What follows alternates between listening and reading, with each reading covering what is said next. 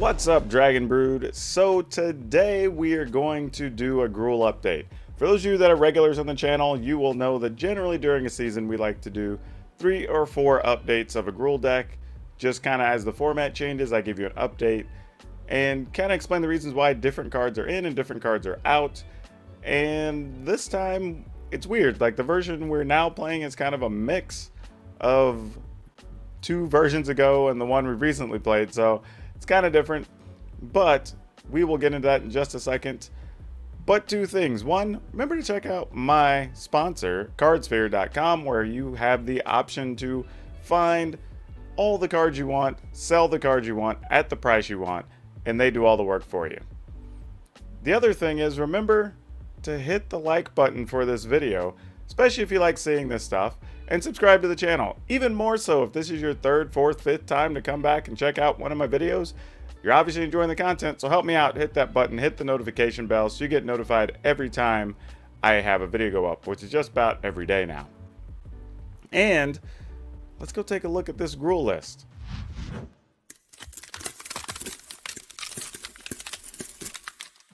Okay, now taking a look at this list, like I said, there's going to be kind of a mix. Some numbers may look a little odd, but we do have logic for playing all the cards that we're playing. So starting off, still playing Pelt Collector. I think this is still the card of choice unless you're trying to go real big like some of our previous versions where you need to play more mana creatures early and kind of eat up some of those early spots. But otherwise, I think this is the way you're going with this. We're playing a couple of Robber of the Rich. I wanted to play more, but there's just not enough room for it, and there's been several times on the draw we've been siding them out anyway. So, figured we'll still play some, but leave the numbers lower. Scavenging Ooze, we're playing 4. Honestly, there's times that this could be 3 and I would be okay, but it does have some uses. It removes stuff from the graveyard for Elspeth Conquers Death. It also keeps your opponents from getting to reuse Uros, which is very nice. And in mirror matches, when you're in these creature battles, you can just remove creatures, gain some life, and have a bigger blocker. So it is very versatile in what it does. It just, unfortunately, when you draw it on turns 2 or 3, there's a lot of times nothing for this card to do, and it just sits there as a 2/2, which really isn't great. Zhur-Taa Goblin. We're back to playing this because we wanted a few more haste creatures. I think we wanted something that can still attack after, say, Teferi bounces something to play after your opponent sweeps the board, and it helps put pressure on the reclamation decks. You know, you force them to be in situations where they have to unwillingly use an explosion for like 2 maybe, or end up having to make a 1/1 or a 2/2 shark just to block something and stay alive. You take away some of their options and you take away some of their game plan by being able to press the issue, which is very important. The other thing I would say is this also allows you to make a 3/3, which is very important as well, because when you get in these creature fights, or even now as the mono white decks are starting to come around, having larger creatures really makes a bigger difference. Back to 4 Bone Crusher Giants. We had some previous versions that played 3, but now we're back up to 4. Even more so now with these mono white decks coming around, you need to be able to pick off some of those small creatures, make your opponent spend more cards for their Hollow Blade, things like that. And it helps pick off planeswalkers and finish them off when necessary. You'll also see there's some times in the upcoming games that we plan to maybe let your opponent block with an ambusher and then just shoot it down as well. So having that instant speed removal is actually really important. Gruul Spellbreaker. If I'm going to play Gruul Aggro, I can't really play without this card. Playing a couple Rada Heartkeld. I'm still on the fence about Rada. The card is decent. I'm just not sure if it belongs in every version of Gruul. I don't know if maybe this would be better as a Domri in this slot. You know, do we want to go back to playing Galeas maybe? I don't know. It's just something I really need to think about. A 3/3 body is nice. First strike when attacking is nice. Even getting the mana ahead every once in a while, or getting it off the top of your library, is neat. I feel somewhat like Rada's still better to be played with Vivian, Monster's Advocate potentially, but this is where we are at the moment. Full set of Questing Beasts, one of the best cards you can play right now. We're playing 3 Ember Cleaves. I don't think we need 4. I think this is a good spot for 3. And sometimes we do still side 1 out against the Bant ramp decks anyway, because between Teferi and Elspeth Conquers Death, a lot of times you just can't get this on the board cheaply. Playing Stonecoil Serpent. There's a few reasons for this though. Stonecoil is actually solid for the mono, like when you're looking at stuff like, say, Teferi, as an example, like they can't bounce this, right? You can still block things. You can still punch through Uros. Like there's a bunch of things it does here, and people forget it has reach sometimes, which is kind of silly. Playing a couple of Primal Mites. This is more of an inclusion to give you a couple of outs, right? When situations happen, which I think we have one come up on video where this card comes into play, so we'll get into that later. And this is also good in the mono green matchups where you can make something small big enough to fight, say like a 6/6 Yorvo or something, which is very good. And when you use this on something with trample, you can kill something and then still trample for another 4 or 5 damage, which is excellent. Lands, we're going with 7 Mountain, 8 Forest, 4 Stomping Grounds, 3 Temple of Abandon, 2 Fabled Passage. Sideboard, we've done a few minor updates. We're now playing 3 Scorching Dragonfires, 2 Heroic Interventions, 4 Cinder Vines, 3 Ceratops, 2 Gargaroths, and 1 additional Primal Might. So that's it. Now, I'm not going to play actual single match arena games. I'm going to use some footage from the stream last night. Since I had some awkward and interesting games, I think those would be neat to share with everybody here on YouTube. So, enjoy these games, and I'll catch you on the other side on the wrap-up. I tried to take the hit so you didn't have to. That's the biggest thing. But, you know, people are going to be people. Whatever makes them happy. But yeah, I agree. Rogues are very bad right now. They're just not enough. They don't have enough support. And the biggest problem is there's a lot of them, but they're all doing different things. Like some are trying to mill you, some are trying to counter things, some are trying to make your opponent discard, some are trying to draw cards. Like it's just, none of the stuff is on the same page. And that's the real problem. Alright, we're going to see if they have a counter for this Spellbreaker. They do not. So we're going to get in there for 5, which feels good. Alright, we just took a land from them. That's not so exciting.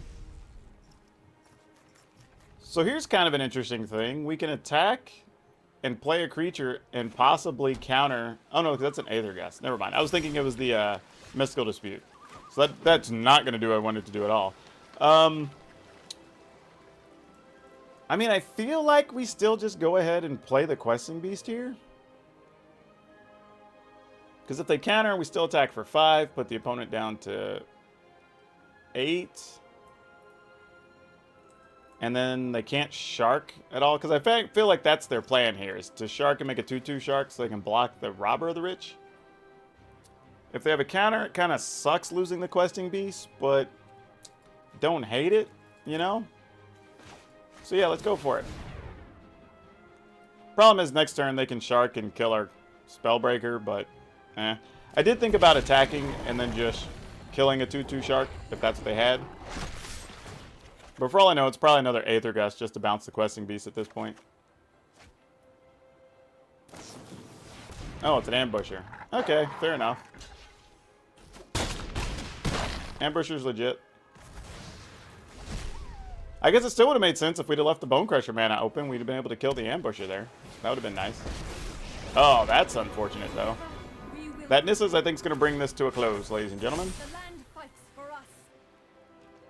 Unless I magically draw... Okay, I was going to say, unless I magically draw Embercleave, which I didn't see being a thing there.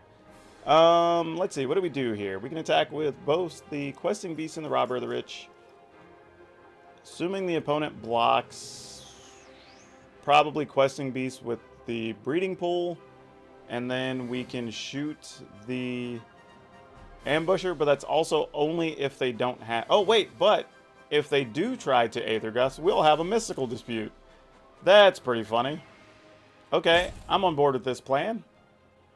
I probably could have played a creature here to get another card off the Robber of the Rich, but whatever.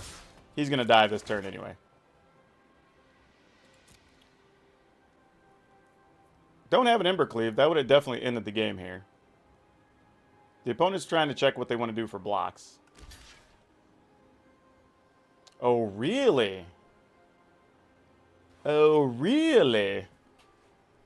Oh.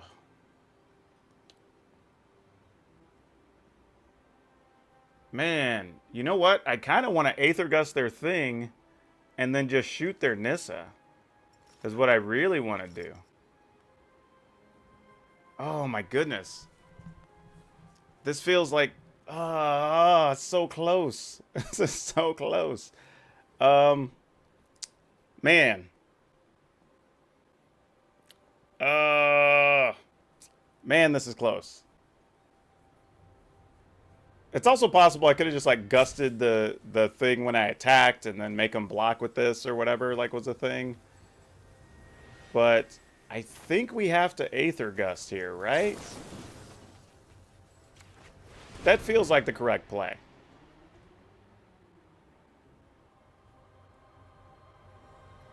Such a weird scenario, but I think that's right.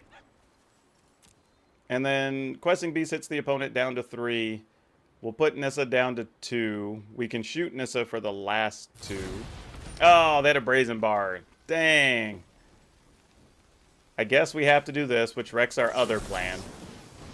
That sucks.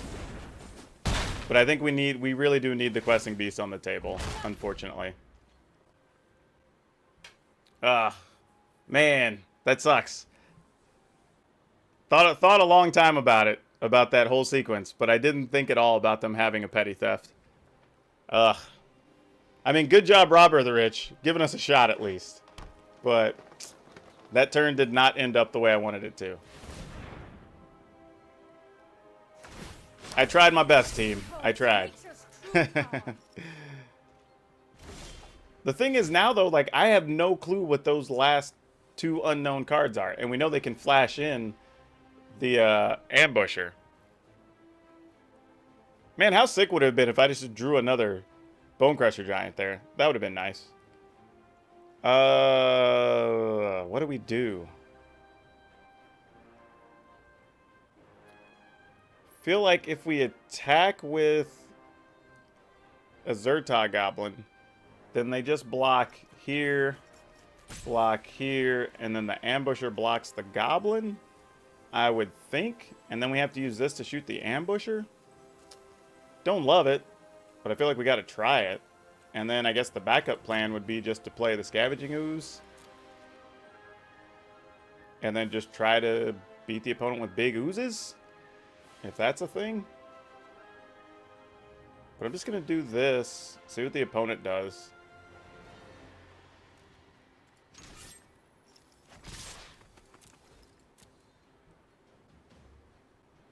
I mean, because if they double block, we get to kill both the lands. So I don't think they want to do that.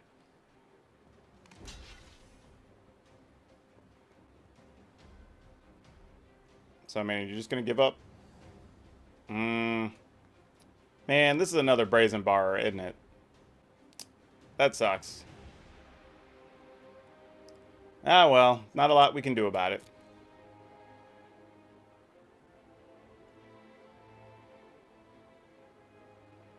I mean, are you just not blocking? You're not bouncing anything?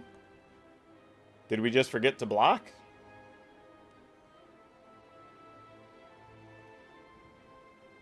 I mean, that can't be correct, right? Infinite Card Games, how's it going? What's even happening?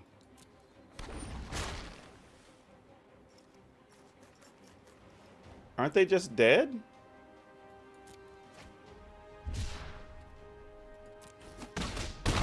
What even just happened? Like, I don't even know, like, what even... I am so confused about what just went down. I don't even know, like... Like, I thought I was making the lesser attack there, and I was just going to lean on the Scavenging Ooze. And then somehow I won by accident. Like, that was so weird. I for real don't even know. That was so awkward. Okay. All right, then. That's definitely a new one. I definitely have not had that happen before. That was weird. Man, I'm gonna be rattling my brain over that one for a while. Yeah, I don't know what was going on there. Yeah, it's the only thing I can figure. Sometimes you just click through phases too fast, because I've done that. But it was weird because there was like this long hesitation after that happened. Because normally if I do it, I'm like, well, I just screwed up. Let's go to the next game, you know. But that just felt very strange.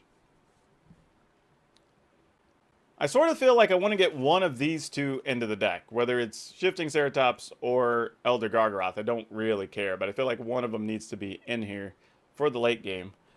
Maybe even a couple of them, honestly. Bonecrusher Giant's not super exciting in this fight. And you know what? I might go... Man, I don't know if I can even get an Embercleave off in this fight. You know what? Since I'm on the draw, let's do this. Let's go with a couple of these and see what happens.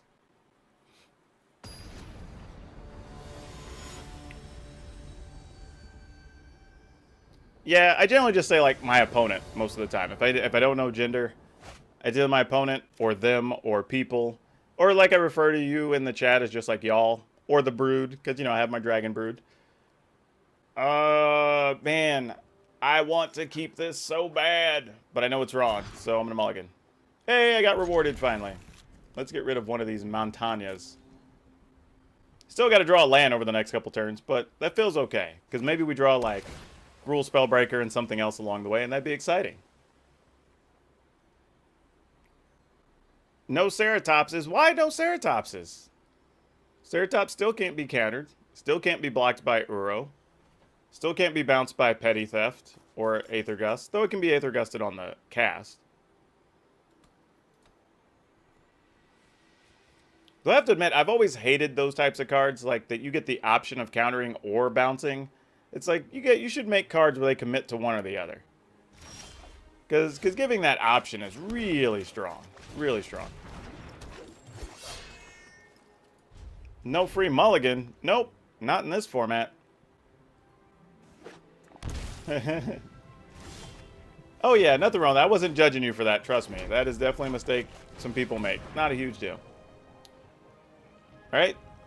I have a feeling they're just going to play their Growth Spiral. And then... Yep, turn 1 Pelt Collector's pretty good. He definitely doesn't suck, I'll tell you that. I mean, opponent, you're either bouncing a thing or playing Growth Spiral. Come on. We've all seen enough blue-green decks at this point. Let's go, let's go. This is really the only issue I have. When you play slower decks, and then you also play slow, that just feels like bad etiquette. And it's also not good for you in practice. Like, you'll end up roping or going to time or whatever too often in real paper tournaments whenever you do that. I've seen too many people do it. When slow players want to play slow decks, I'm just like, man, that is not the move. Alright, so there's a good chance now we're going to be running into our favorite friend, the Night Pack Ambusher. And unfortunately, we did not draw what we were hoping for. I really was hoping to draw some type of burn spell or removal card here. Because even if it was Primal Might and the opponent were to block, we could still let him kill a thing and then just kill the creature. But this is going to get ugly for us real quick.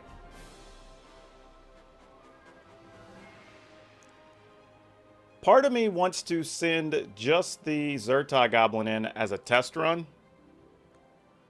Because if it dies, we could get... Well, we can get the counter anyway on the Pelt Collector. I'm just thinking if it dies, we can get it to a 3-3 this turn, and then we can get it to a 4-4 next turn, so then the opponent has to deal with two things. Though they probably have a bounce spell at that point, and it doesn't really matter a whole lot. So let's do that. Let's run a test subject in there.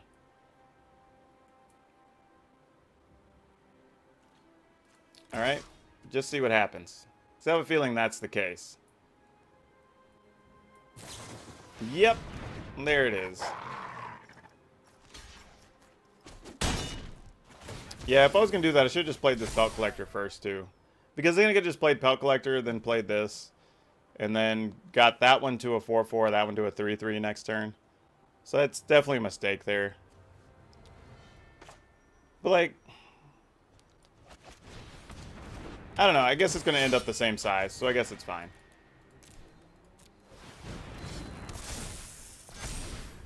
Real plan's just going to be draw Embercleave anyway here. Well, yeah, Bone Crusher Giant would have been fine. I would have taken almost anything there. Like, I had so many things that would have been better. This is none of those things. We have not drawn what we were attempting to draw, so this is not good.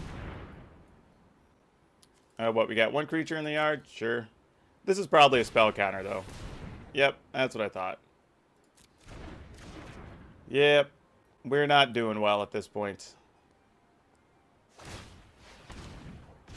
I think this is where we lose unless we just draw either Aether Gust or Primal Might here on the next... Not obviously we have the Questing Beast on top, but the turn after.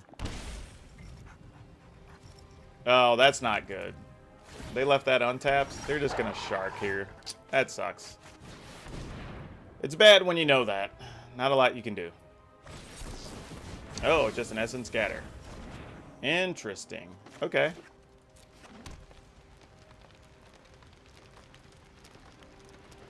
Second Ambusher? Because if so, we can just move to the next game. Weird. Why did they take damage there? They have 2 spell counters they needed to cast?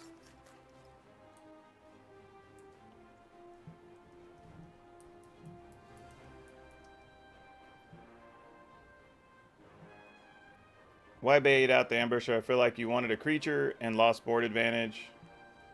If that's outright not, I just don't understand the move. Well, no, the idea was to not give up the Pelt Collector. Because being able to attack on the future turn with a 4/4 Pelt Collector is more threatening than letting the Pelt Collector die and then be stuck with a 3/3 and a 4/4. Knowing whatever gets blocked there is just going to die anyway, just give up the 3/3. And then the Pelt Collector grows. Then if we resolve the Questing Beast, we have 2 4/4s. Problem is, we never resolved the Questing Beast, so it ultimately not mattered anyway. That's why we did it. And I'm assuming since the opponent didn't play anything, it's just going to be a bunch of spell counters here. But we're going to attempt to play this anyway for, let's call it... can we do this for less? The problem is, if they have... Oh, that sucks. I just have to give up a Pelt Collector here. This is the worst. If they have a Mystical Dispute... Oh, man, this is such a bad feeling. I can only do it for 1. And I have to give up a Pelt Collector. And have to try to dodge a Mystical Dispute here.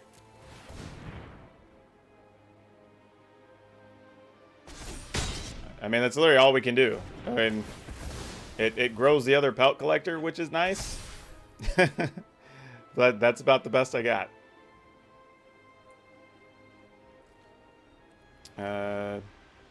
No attacks. Though we may just get beat down by their Scavenging Ooze. Because now it's got 2 more creatures in the yard. Oh, no problem, Liquid Snake. Always good to ask. Alright, so Shark is 3. They get another card. Shark flies, so that's going to be a little bit annoying. Unless we find one of those Ceratops we brought in. This would be the time to find one. There's still 2 creatures, right? Because I've got 1 and they've got 1. So that could be a 6/6 Scavenging Ooze. So we can't block effectively here, so that's not really a choice. So we're just going to have to just take our beatings on that one. Yeah, the Wolves are definitely more manageable. We're looking for a lot of things. And we only are at 16. And truthfully, I mean, we can block a Shark with a Stone Cold Serpent. Oh, okay. Well, now we're just going to be dead. I mean, let's be honest. We're just dead here, right?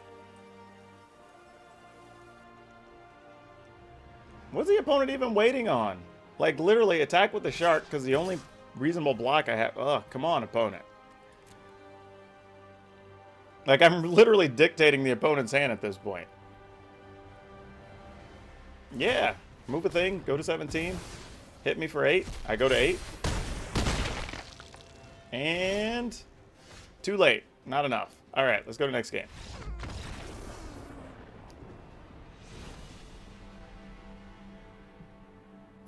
Alright. Let me see what I want to do here. Well, now that we're back on the play, I may want to switch things up.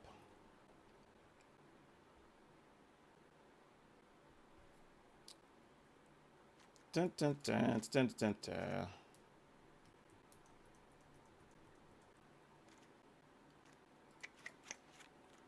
I kinda. I mean, even having Rada's not bad.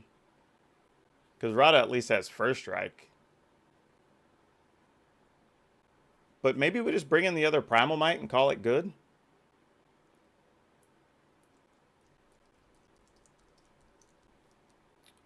Why? This is why no B-Rec is a thing right now. Because Solar Blaze takes care of the board nice near the end. Alright, don't know what that means, but Solar Blaze does kill some things, so yes, it's probably true.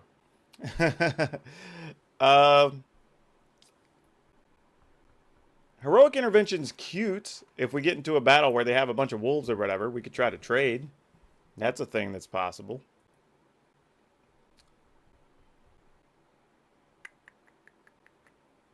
Man, I feel bad here, but I think I'm just going to go that extra Primal Might. And see if maybe we can get some damage in early. So Primal Might with one of our Tramplers or something, potentially like kills something and gets the damage through.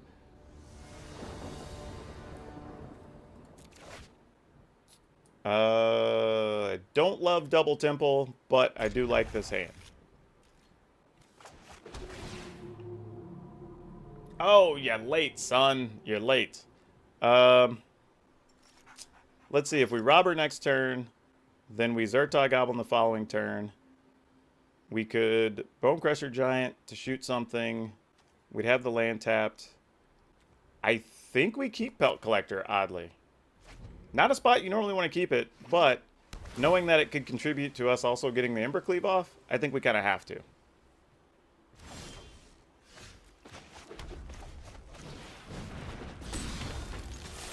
I also considered playing it this turn, and then, oh, we get a Nightpack Ambusher. Come on, let's get that fourth land. Just hang tight, Robber of the Rich. Hang tight, buddy. Like, we've got a mission for you. Don't blow this. For the love of God, don't blow this.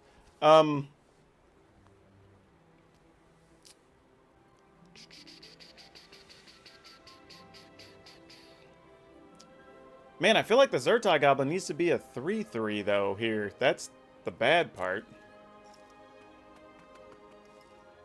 Alright, let's see if they bounced the Robber of the Rich. They didn't, and we got an Aether Gust, so that's real nice. Don't hate that. I'm not gonna lie. Oh boy. So let's play this after combat as a 3/3. See what the opponent wants to do. No problem with that. A-okay.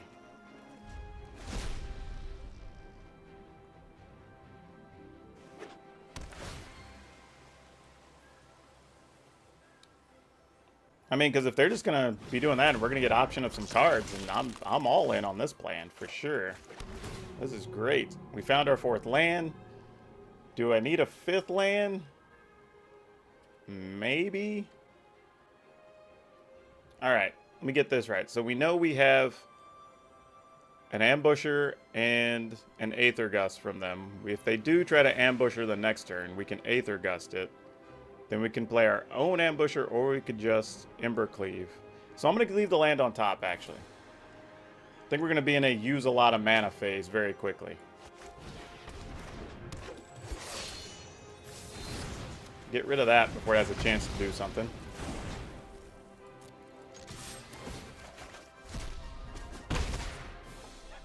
Alright. So we're kind of slowly managing our way through this turn. We do have to be careful because there's still a possibility of a Nissa very, very shortly.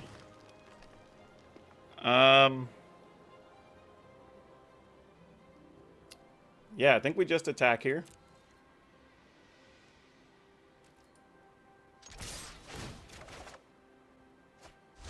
Yep, just took another land. I would actually like some real spells deck, but you know how it is.